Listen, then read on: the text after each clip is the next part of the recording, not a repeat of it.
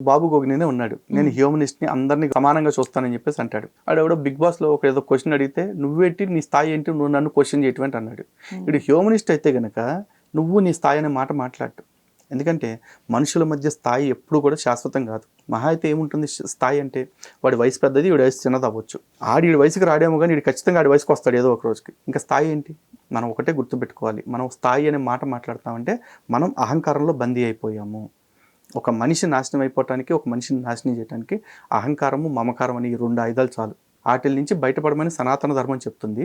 వాటి గురించి తెలుసుకోలేని ఇట్లాంటి వాళ్ళు ఏం చేస్తూ ఉంటారంటే మేము అంత చదివాం మేము ఇంత చదివాం మేము అంత తెలుసుకున్నాం ఇంత తెలుసుకున్నాం అని చెప్పేసి అహంకారంతో విర్రవీగుతూ ఉంటారు. మాకు ఉపనిషత్తులో ఒకే మాట చెప్తున్నారు. కేనోపనిషత్తులో ఎవడైతే నాకు సమస్తము తెలుసు అనుకుంటాడో బ్రహ్మానికి సంబంధించి వాడికి ఏమీ తెలియదని, ఎవడైతే బ్రహ్మానికి సంబంధించిన విషయాన్ని నేను ఎప్పటికీ సంపూర్ణంగా తెలుసుకోలేను అనుకుంటాడో వాడికి సంపూర్ణమైన జ్ఞానం లభించినట్లు.